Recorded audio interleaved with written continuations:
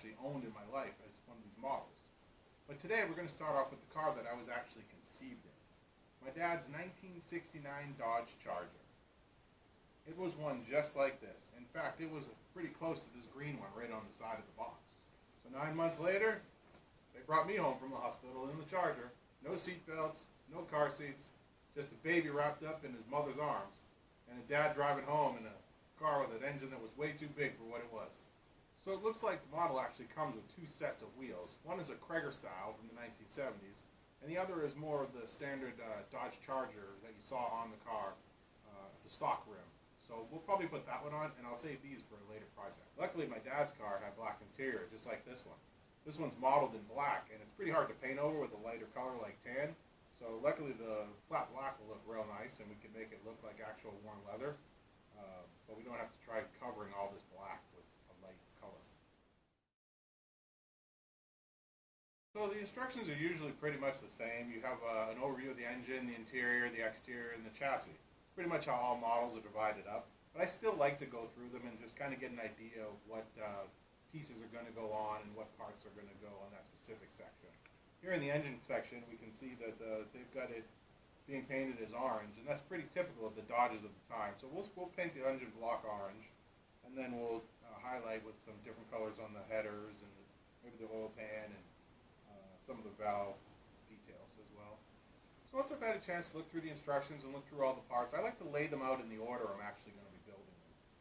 So since we're starting with the engine, we'll put that up here in the top left.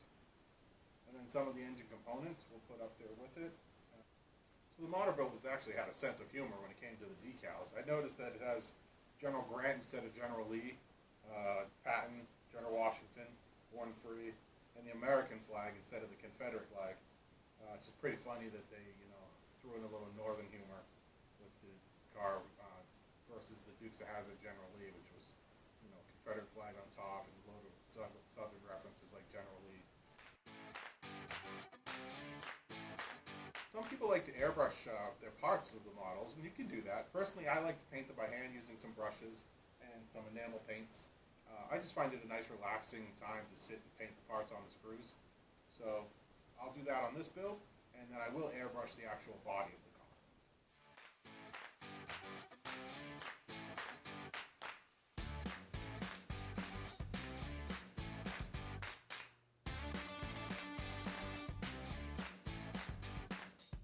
Okay, so now we're at the phase where we'll actually start following the instructions to build the model. Before we do that, I was just going to talk a little bit about the glue choices that I like to use. Really, there's four main ones that I choose between. One is a glue like this.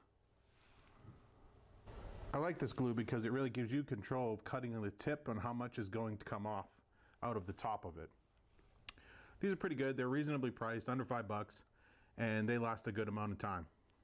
Another glue is your more standard super glue. This one's a modeling super glue. It's a bit thinner than the liquid glue, and it goes on really fast, and it gets all over your fingers is one of the things I do not like about it. Comes out, like I said, really fast when you squeeze it. It's usually hard to get the top off once you put it back on. But again, it's really just like a standard super glue bottle. Comes out really fast. It's good for some of the parts that need the glue to drip into a crevice, but I don't use it all the time for the standard stuff. You have your basic tube cement. This is the old school stuff that I used to use when I was a kid. It still works. It's really cheap. It's efficient. It comes out in like a gooey gel form, and it's a good choice overall. The cement like this is really my favorite. It's a thin liquid cement, and you can see, it's almost like water, and it actually comes with an application brush, and you just put a tiny little bit on at once. With any of these glues, you want to make sure that you're in a nice, well-ventilated area, because some of the smells really do get intense after a few hours of building the models. So, just make sure your area is well ventilated.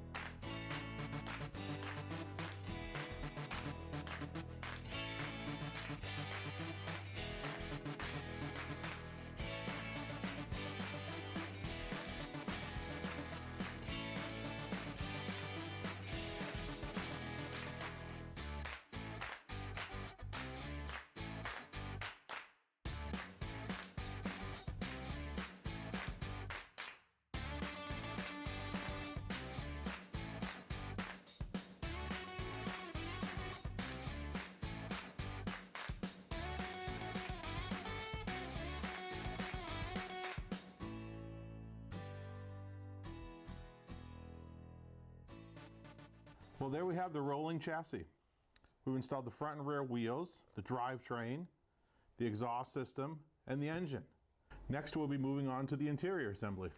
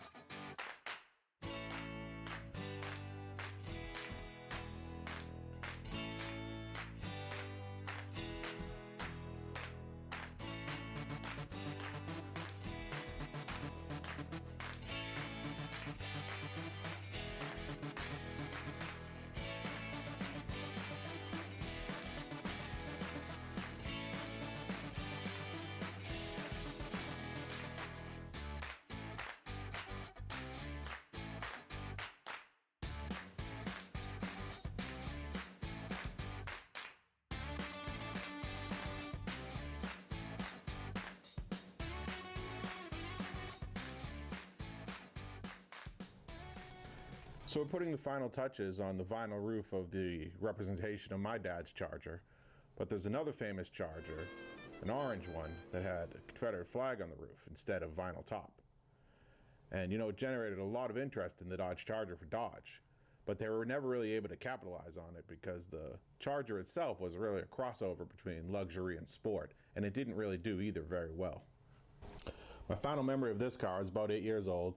It was Thanksgiving time, and you know, we were supposed to celebrate as a family, but my mother and father had gotten in a big fight, so my mother was taking us over to my grandmother's to celebrate Thanksgiving. And I remember driving over, my brother and sister were in the back seat of the car, you know, and they were fighting like crazy. My mother's turning around yelling at them, and then all of a sudden out of nowhere she hit some black ice, and the car spun out of control, smashed into a telephone pole. Of course, I wasn't wearing a seatbelt, and directly into the windshield. There was an ambulance, you know, there was a big production. There was an apple pie in my lap that was all over the place. And it's just one of those memories that will live with me forever. It was one of the first true traumatic experiences of my life because that was also the end of their marriage. You know, I never saw my father again after that Thanksgiving. It's something that'll always live with me, and it's a life that was lived inside this car. Most of the damage is pretty simple. It's paint, heat gun, and usually 1 or 2 tools for some picking and prodding. But again, if you're interested, comment a question below and we'll do some specific videos.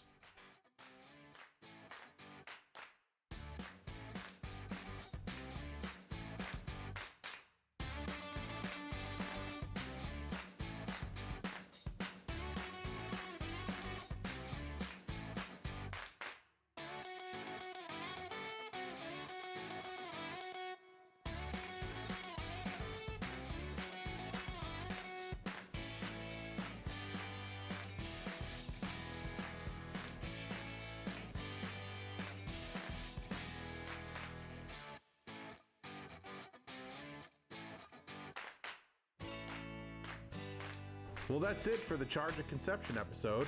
The real car headed off to the junkyard, but this model's gonna end up on our shelf, as will each car at the end of every episode. Up next is this 1977 Pontiac Trans Am. This is actually the first car that I ever owned as a kid. And we'll be telling stories and building the models on the next episode of Modeling Life in Cars. Be sure to check out other tiers here on Patreon, subscribe to our YouTube channel, and check out our website on modelinglifeincars.com. Thanks for tuning in.